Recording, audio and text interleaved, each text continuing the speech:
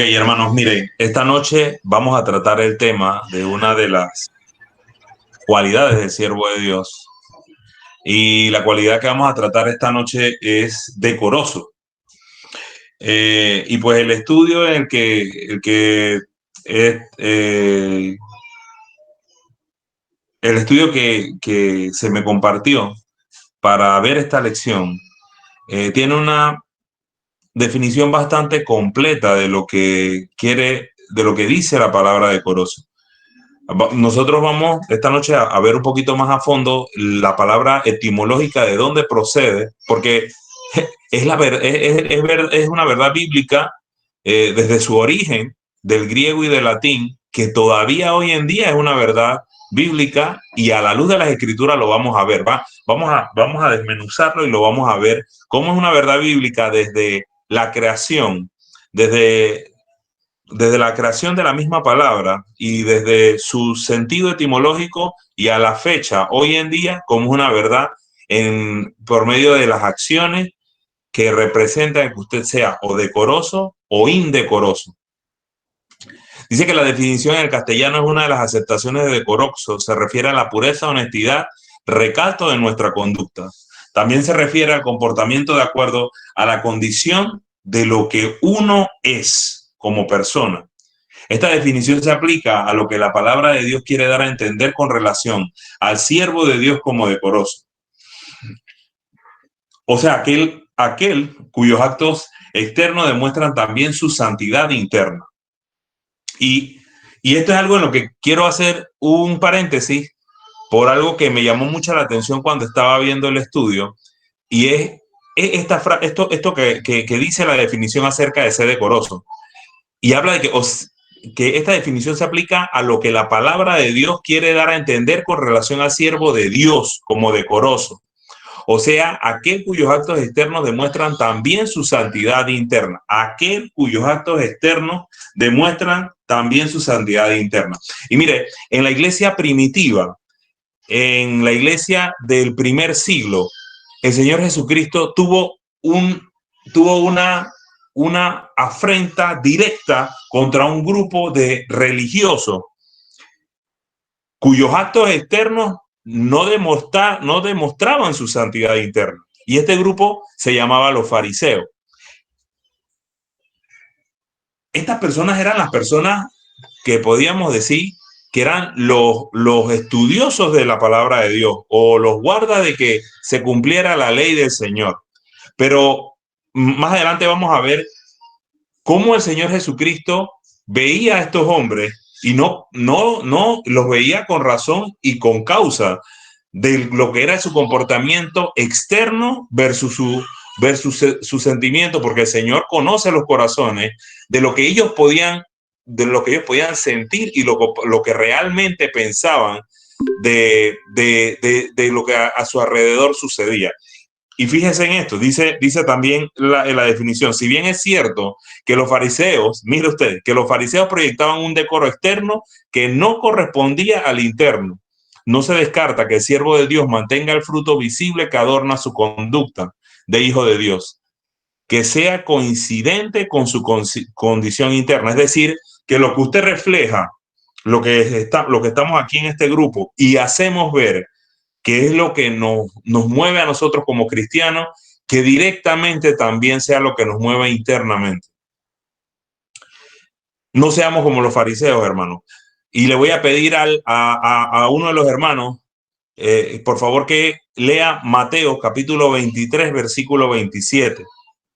Y fíjese lo que el Señor dice acerca de la apariencia y el atuendo externo versus lo que realmente representaba el fariseo internamente a la luz clara del Señor Jesucristo. Recuerde que nuestro Señor Jesús es alguien que tiene los rayos ultravioleta en los ojos que tiene Superman y puede ver a través de usted. Y él podía ver a través de los fariseos. Mateo 23, versículo 27, por favor. Ay de vosotros, escribas y fariseos, hipócritas, porque sois semejantes a sepulcros blanqueados, que por fuera a la verdad se muestran hermosos, mas por dentro están llenos de huesos muertos y de toda inmundicia. Imagínense, hermano, por fuera a la verdad lucen hermosos, por dentro son cadáveres, hermano, son cadáveres. No denotaban absolutamente nada del decoro que trataban de mostrar a su exterior. Hermano, no, en estos días muchas de nuestras iglesias están plagadas de esto. Y la iglesia de nuestro Señor Jesucristo tiene que recordar algo que nuestro mismo Señor Jesucristo le dijo a los fariseos. Y eso se encuentra en Mateo capítulo 23, del versículo 23 al 26. Hermano Eliseo, si puede, por favor, leernos del 23 al 26, el capítulo 23 de Mateo. Fíjese el contraste de lo que era la conducta del fariseo, su forma de vivir y la apariencia externa que mostraba versus lo que realmente era el interno. Aquí lo dice en Mateo 23, en Mateo 23, el versículo 27 que acabamos de leer, pero veamos del 23 al 26 y cómo dice el Señor que tenían que hacer una cosa sin dejar de hacer la otra. Hay de vosotros, escribas y fariseos hipócritas, porque diezmáis la menta y el eneldo y el comino, y dejáis lo más importante de la ley, la justicia, la misericordia y la fe. Esto era necesario hacer sin dejar de hacer aquello. Perdón, hermano, perdóneme que lo interrumpa. Mire que el mismo Señor Jesucristo denota o enmarca lo que estaban haciendo, que sí, cierto era que tenían como judíos que seguir haciéndolo, pero sin dejar de hacer esto que era tan y más importante aún que el diezmar o que castigarse ellos mismos o tratar de separar una parte de su dinero para el Señor. Dice, la fe, la misericordia. Esto tenían que dejar de hacer, tenían que hacerlo sin dejar de hacer lo otro. Perdón, hermano. Sigo. Sí, por favor. Guías ciegos que coláis el mosquito y tragáis el camello.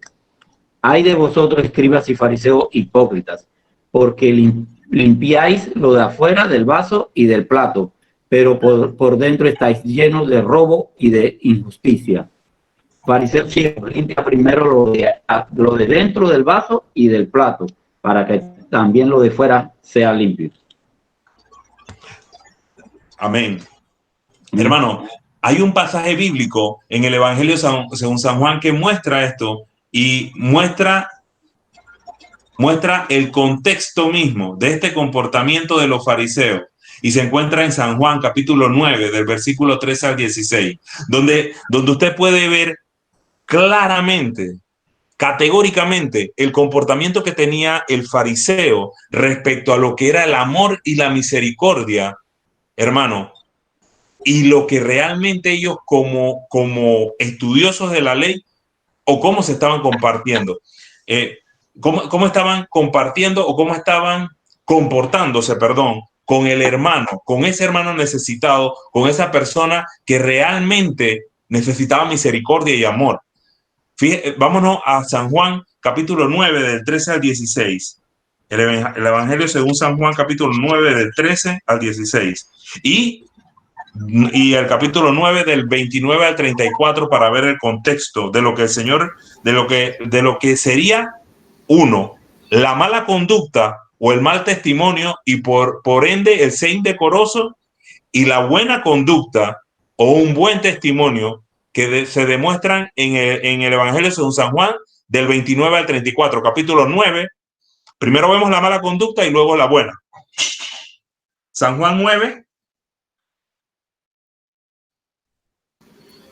También el versículo 13 dice: llevaron ante los fariseos al que había sido ciego y era día de reposo, cuando Jesús había hecho el lodo y le había abierto los ojos. Volvieron pues a preguntarle también los fariseos cómo había recibido la vista. Él les dijo: me puso lodo sobre los ojos y me lavé y veo. Entonces algunos de los fariseos decían: este hombre no procede de Dios porque no guarda el día de reposo. Otros decían: ¿cómo puede un hombre pecador hacer estas señales? Y había disensión entre ellos. Hermano, para ellos era más importante guardar el día de reposo y no dejar de hacer algo. O sea, es decir, que si yo veía que una niña o un niño se estaban ahogando en un lago, porque decía un letrero no entre y porque hay cocodrilos, nosotros teníamos que dejar que esa niña o ese niño murieran en ese lago, producto de que no íbamos a hacerle caso al letrero. Entonces, ¿dónde está la misericordia de nosotros como cristianos ante una situación como esa? El fariseo peleaba y tenía una lucha, una contienda directa en la iglesia primitiva, en la creación de la iglesia con nuestro Señor Jesucristo, producto de tratar de guardar el día de reposo. Y tanto así era que por causa de estos milagros, que el mismo Señor dice, mi padre, ¿será que acaso que mi padre no trabaja en domingo?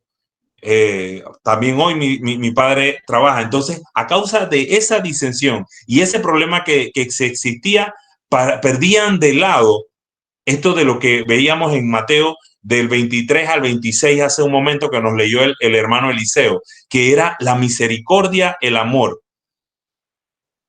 Esas cosas las dejaron de lado cuando era necesario que las siguieran cultivando. Y más en situaciones como esta. Este era un hombre que había nacido ciego. Más adelante, en el transcurso del pasaje, hasta el versículo 29, estos fariseos tanto eran la intención que tenían de prender al Señor, de encerrarlo y de apedrearle, que mandaron a llamar al papá y a la mamá y le preguntan, ¿este es su hijo? ¿Es verdad que él nació ciego? Porque la incredulidad era tan grande que no podían creer que había sido sanado un ciego de nacimiento. Entonces, este es el mal comportamiento en el cual se antepone la necesidad, la misericordia, el amor a una persona ciega que ha sido sanada por tratar de llevar o de guardar una ley o un contexto que ellos como hombres de duro corazón se habían creado. Y fíjense lo que sucede en el versículo 29, del 29 al 34, y la respuesta que le da este mismo hombre ciego a los fariseos. Mira lo que dice. Dice el versículo 29. Nosotros sabemos que Dios ha hablado a Moisés, pero respecto a ese, haciendo alusión a nuestro Señor Jesucristo, no sabemos de dónde sea. Respondiendo el hombre, el ciego, respondiendo el hombre y les dijo, pues esto es lo maravilloso, que vosotros no sepáis de dónde sea, y a mí me abrió los ojos. Y sabemos que Dios no oye a los pecadores. Pero si alguno es temeroso de Dios y hace su voluntad, se oye. Desde el principio no se ha oído decir que alguno abriese los ojos a uno que nació ciego. Si este no viniera de Dios, nada podría hacer. Respondieron y le dijeron, tú naciste del todo en pecado y nos enseñas a nosotros, y le expulsaron. Entonces, él confesó en lo que había creído por lo que había sucedido en él o por la señal que se le había dado como judío. Y recordemos también que era la manera o el trato que tenía Dios con el pueblo judío por medio de señales. Pero más allá de esto, él había creído. Y él había creído y había un acto de misericordia al cual había hecho nuestro Señor Jesucristo, independientemente de que fuese un día o no fuese un día que judaicamente se guardara como el día de reposo. Hoy en día, como iglesia, nosotros sabemos que ya no existe ni circunciso ni incircunciso, sino que el Señor, como lo dice Efesios, de los dos pueblos hizo uno solo.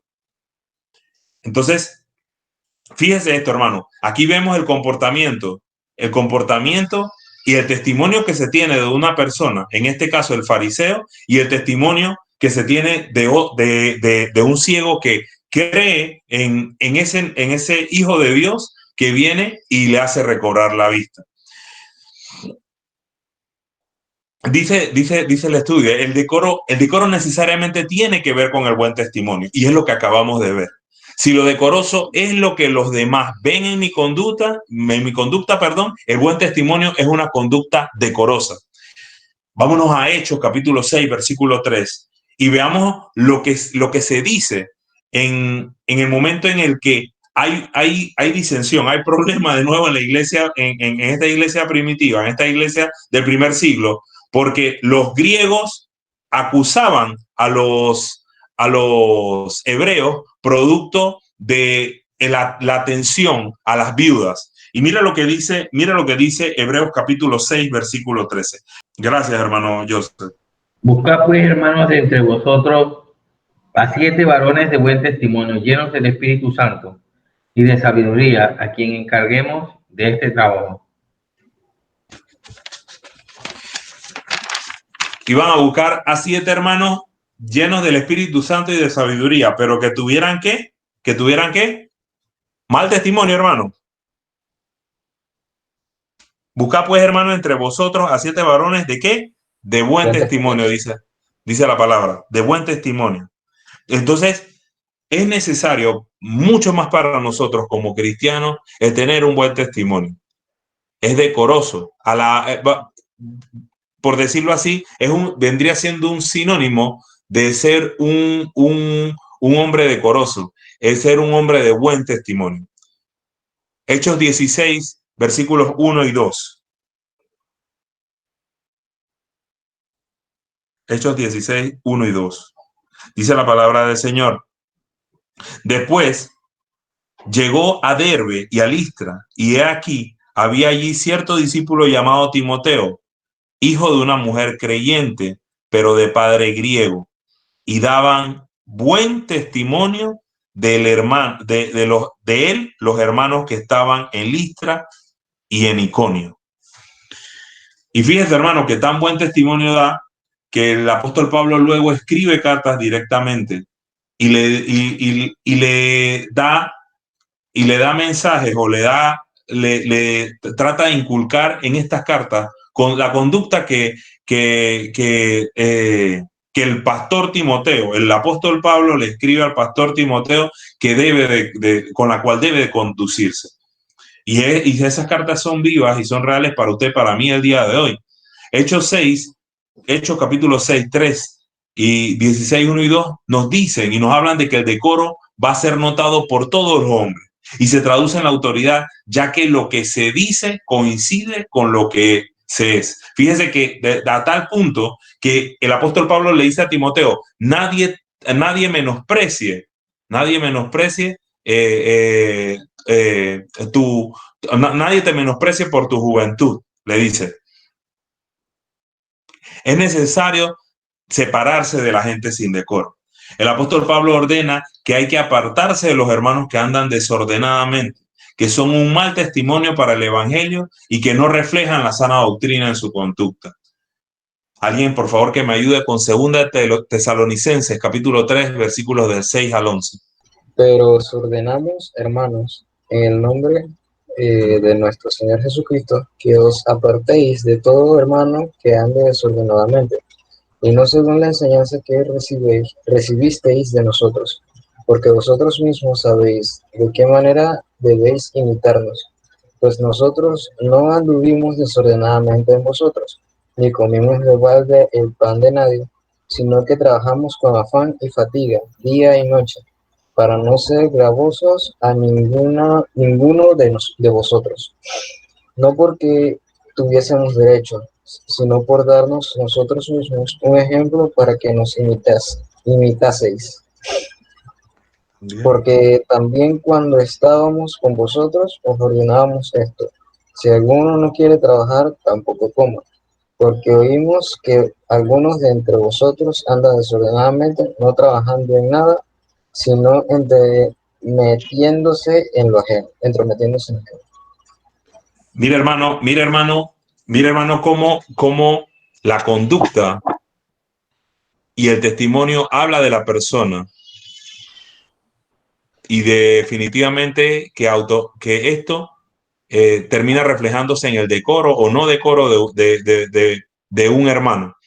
Mucho más en esto. Fíjese cuántas veces habla en este pasaje de 2 Tesalonicenses capítulo 3, del 6 al 11, cuántas veces el apóstol Pablo repite la palabra desordenadamente. Es necesario separarse de la gente sin decoro, de gente desordenada. Y aquí hay algo hermoso que el Señor me mostró cuando estaba haciendo el estudio, y era el principio, o era la fuente de la palabra decoro. Y la palabra decoro deriva de la palabra griega cosmios. Esa palabra cosmos procede del latín cosmo, que representa universo, y el término griego significa totalidad. Ahora, escuche esto.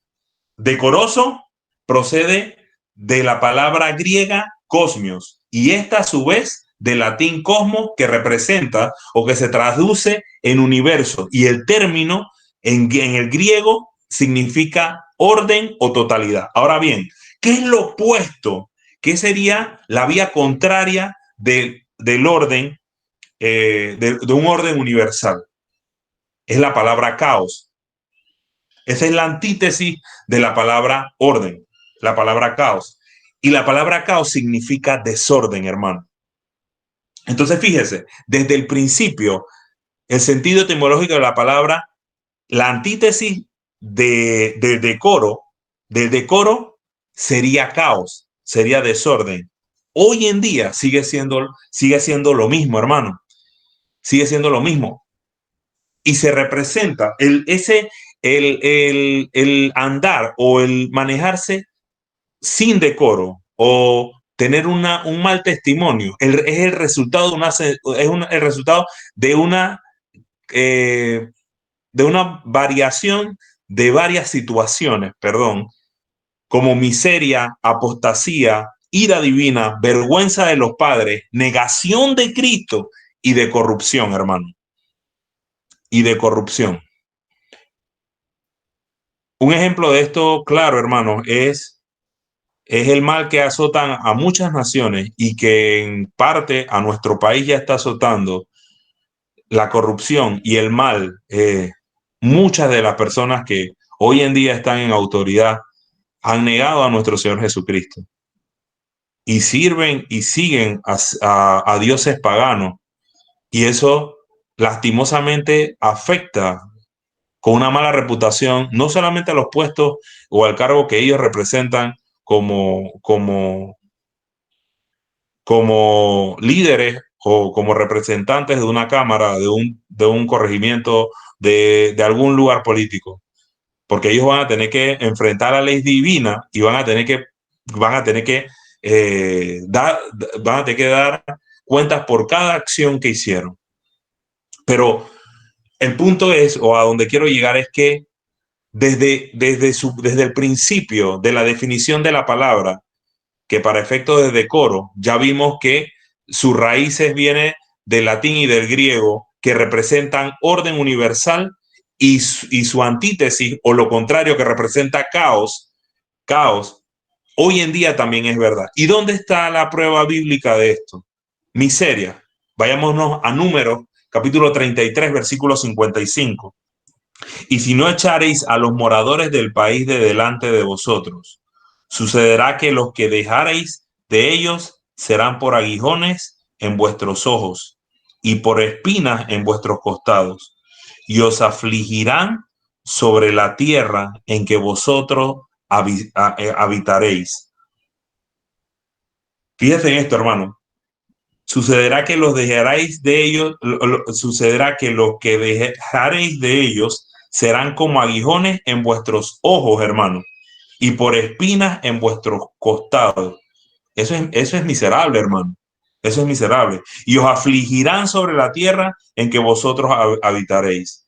Apostasía, Primera de Reyes, capítulo 11, versículo 2. Dice, gentes de las cuales Jehová había dicho a los hijos de Israel, no os llegaréis a ellas, ni ellas se llegarán a vosotros, porque ciertamente harán inclinar vuestros corazones tras sus dioses. Cuando la Biblia aquí habla de no os llegaréis a ellas, ni ellas se llegarán a vosotros, está hablando de el coito, de las relaciones sexuales, de acostarse con una persona. Entonces, de aquí de lo que está hablando la Biblia es que, o el contexto de lo que habla es que gentes de las cuales Jehová había dicho, otras personas, quizás de otras naciones, está hablando en este pasaje, el texto bíblico. ¿Y cuál era el fin por el cual el Señor no quería que esto sucediera? Era porque se iban a inclinar el oído a los dioses, a esos dioses ajenos. Ira divina, segunda de Crónicas, capítulo 19, 2. Y le salió al encuentro el vidente Jehú, hijo de Anani, y dijo al rey Josafat: al impío das ayuda y amas a los que aborrecen a Jehová, pues ha salido de la presencia de Jehová ira contra ti por esto. Hermano, yo recuerdo, y aquí quiero hacer un paréntesis. Yo recuerdo, yo tengo amistades extranjeras que me han dicho que en su país ellos veían como dentro de un grupo que como un grupo que lideraba cierta parte del gobierno, tenían conductas extrañas y conductas de santería, conductas de adoración a ídolos y todo esto. Y eso ha hecho que de ese país haya migrado tanta gente hacia distintas partes del mundo, y todo el mal que en ese país hoy por hoy está aconteciendo. Eso trae ira divina sobre una nación. Eso trae ira divina sobre una nación y vergüenza de los padres. Dice Proverbios 28:7. El que guarda la ley es hijo prudente, mas el que es compañero de glotones avergüenza a su padre. Dice la palabra del Señor también que crea ese resultado de la asociación indecorosa, crea la negación de nuestro Señor Jesucristo. Juan 18:17 y Juan 25:27. Juan 18:17 dice: entonces la criada portera dijo a Pedro: ¿no eres tú también de los discípulos de este hombre? Dijo él: no lo soy. No lo soy, hermano. Este es el mismo Pedro que este no es el mismo Pedro que en Hechos capítulo 2 se levanta y en esta predicación que hace, se convierten casi 5.000 o más de 5.000 hermanos. Era un Pedro que no tenía el Espíritu Santo en él en el cual se iba a cumplir una profecía que había dado nuestro Señor Jesucristo cuando dijo: antes de que cante el gallo, me negarás 3 veces. Así que esto se tenía que cumplir. Pero crea el resultado de la asociación indecorosa, crea también la negación de nuestro Señor Jesucristo. Corrupción. Corrupción. 1 Corintios 15:33. Y con esto ya estoy terminando, hermano. 1 Corintios 15:33. Si como hombre batallé en Efeso contra fieras, ¿qué me aprovecha si los muertos no resucitan? Comamos y bebamos, porque mañana moriremos. Dice, corrupción, hermano. Dice, si como hombre batallé en Efeso contra fieras, ¿qué me aprovecha si los muertos no resucitan? Comamos y bebamos, porque mañana moriremos. Dice el 33, no erréis. Las malas conversaciones corrompen las buenas costumbres. Velad, el 34, velad debidamente y no pequéis, porque algunos no conocen a Dios, para vergüenza vuestra lo digo. Entonces, hermano, cada una de estas conductas o cada una de estos resultados representan la asociación indecorosa. Y como vemos desde su raíz, sigue siendo realidad el día de hoy. El asociarse o el estar junto a una persona o a un grupo de personas que no se manejan de una manera recta o de una manera con decoro, con un buen testimonio. Mi mensaje para usted el día de hoy, hermano, y para cualquiera que escuche que nos esté escuchando en este estudio, es que se aparte lo más posible del mal, que trate de vivir conforme a los estatutos que el Señor nos ha dicho, que son para nuestro bien, porque yo estoy seguro que nadie quiere formar parte ni quiere vivir en carne propia el resultado de la asociación indecorosa o lo que eso produce, como lo acabamos de ver. Miseria, apostasía, ira divina, hermano.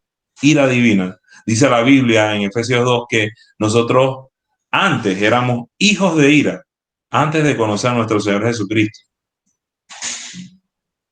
Espero, hermano, que haya sido de mucha bendición y y de enriquecimiento bíblico este estudio de esta noche, como lo ha sido para mí, tanto para usted, y que pueda compartir estas verdades con otros hermanos. Que Dios le bendiga.